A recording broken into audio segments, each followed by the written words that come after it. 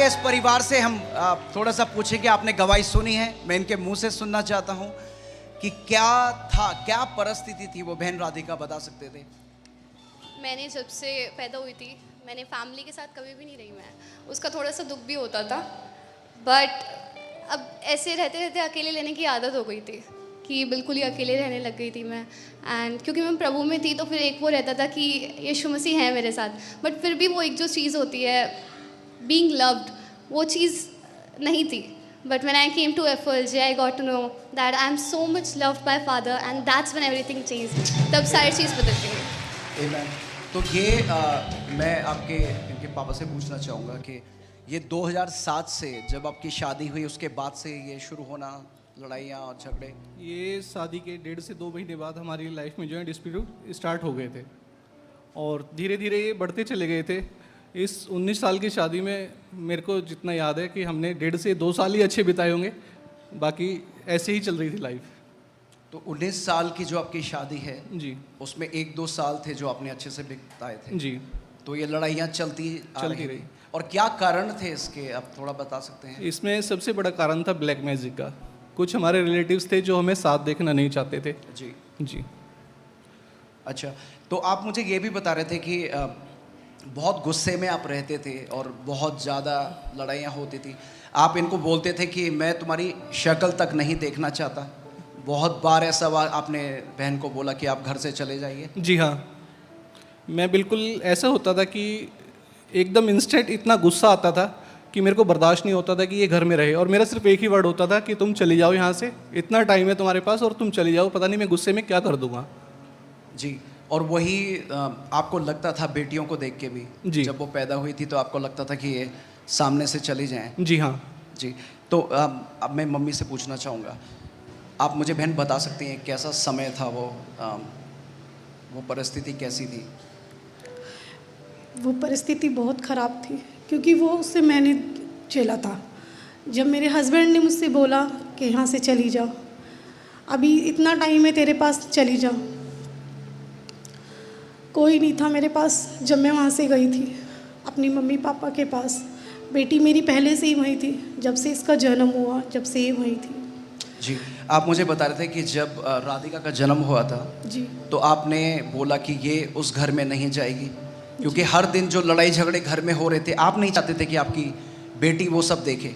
नहीं, मैं तो जब नहीं ये चाहती पैदा थी। हुई थी तो हॉस्पिटल से ये सीधा इनके नानी के पास ये रहती थी, वहाँ जी। चली गई थी? जी, अच्छा, तो इसके दौरान लड़ाई झगड़े पीट होती थी, पुलिस केसेस आपने जी। बोले कि जी। मुझे बता सकते हैं क्या हुआ था? पुलिस केस कहाँ तक बढ़ गया था वो?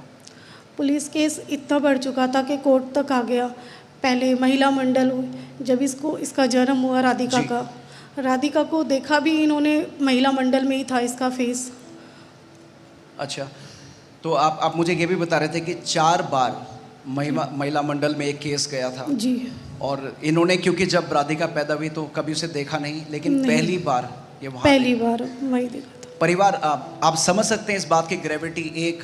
एक माँ है जो जिनकी बेटी होती है और अब वो माँ चाहकर भी उस बेटी को अपने पास नहीं रखना चाहती क्योंकि उसे पता है कि घर पे परिस्थिति ऐसी है कि पिता कभी इसे भी मार सकते हैं, और अपने से दूर करके अपनी मम्मी के पास से इन्होंने अपनी बेटी को रखा। और पहली बार एक बेटी ने अपने पिता को देखा, वो भी वहाँ पर जो महिला मंडल जो पुलिस है उसके बीच में, पहली बार इन्होंने अपने बेटी को देखा है। और आप मुझे बता रहे थे कि आत्महत्या के ख्यालात आपको आया करते थे। मैं बहुत परेशान हो गई थी ये सब देख देख के कि मैं अपना बच्चा अपने से दूर कर दिया मैंने।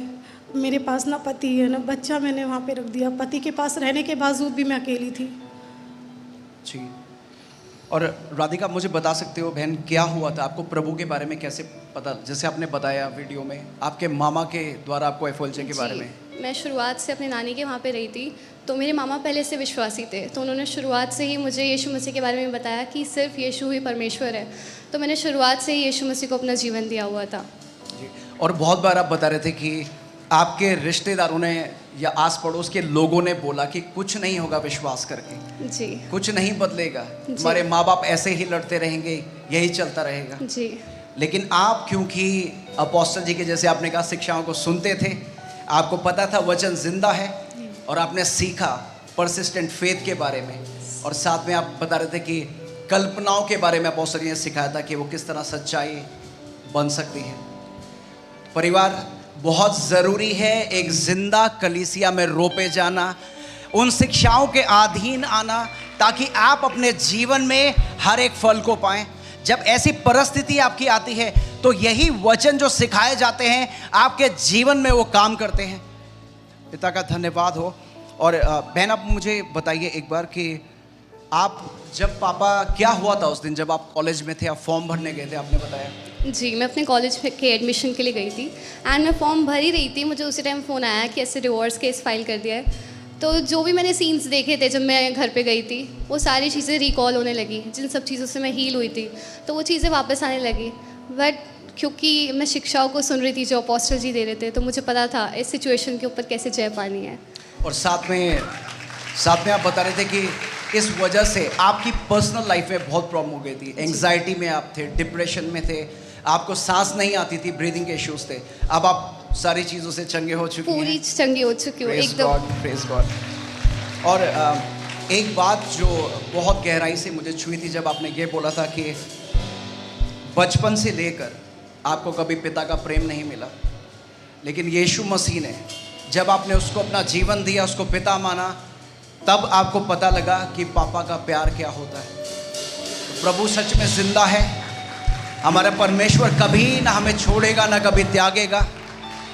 जिस परिस्थिति में हमें लगता है कि कोई हमारे साथ नहीं है, प्रभु हमारे साथ साथ खड़ा रहता है। इस परिवार के साथ, इस बेटी के साथ वो खड़ा रहा।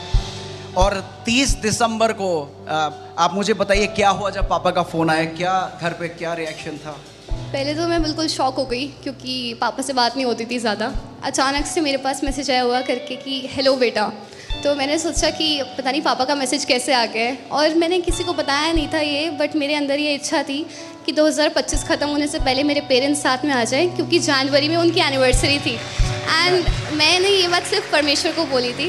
मैं अपने रूम में आई, मैंने अपना फ़ोन चेक किया, पापा का मैसेज आया हुआ था।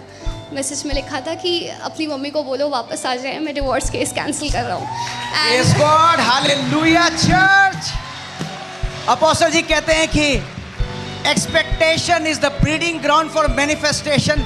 जिस बात की एक इच्छा करके आप यहाँ पर आते हैं, प्रभु पे अपनी इच्छा लगाते हैं, उस विश्वास से आते हैं, तो प्रभु आपके जीवन में वो कर देगा।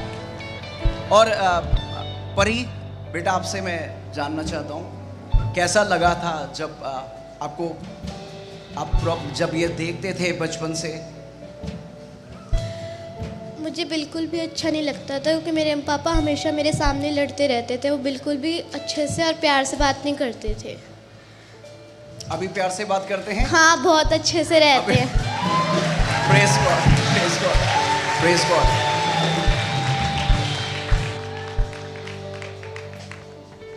एक चीज़ जो हमें समझनी है, जब 31 दिसंबर को क्रॉसओवर की सर्विस यहाँ पर थी, तो एक वर्ड यहाँ से रिलीज किया गया था, और जो घोषणाएं यहाँ से अपोस्टल जी करते हैं पवित्र आत्मा की अगुवाई में, वो आपके लिए एक भविष्यवाणी का वचन है, आपके और आपके परिवार के लिए।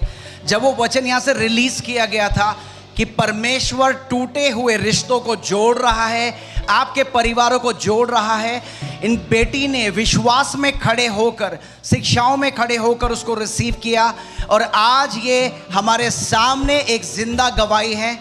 हम पिता का धन्यवाद करते हैं, और धन्यवाद करते हैं कि आज यहाँ पर परमेश्वर हर एक टूटे हुए रिश्तों को जोड़ रहा है। आपके जीवन में पिता उसको, खुशी को, उस आनंद को, उस शांति को आपके रिश्ते में लेकर आ रहे हैं। आइए परिवार, इस अमेजिंग गवाही के लिए इस परमेश्वर को धन्यवाद करते, इनके लिए प्रार्थना करें, इस परिवार को हम आशीषित करें। पिता, हम आपका धन्यवाद करते हैं इस जीवित गवाही के लिए। धन्यवाद पिता कि तू भला है, धन्यवाद कि तेरी योजनाएं हमारे लिए महान है पिता। धन्यवाद कि परमेश्वर तेरी शांति, तेरा वो आनंद परमेश्वर हमारे घरों में, इस परिवार में हम आपकी आशीषों को बोलते हैं, आपके आनंद को, आपकी शांति को, आपके विश्राम को बोलते हैं, और तेरा धन्यवाद करते हैं जीवित गवाही के लिए।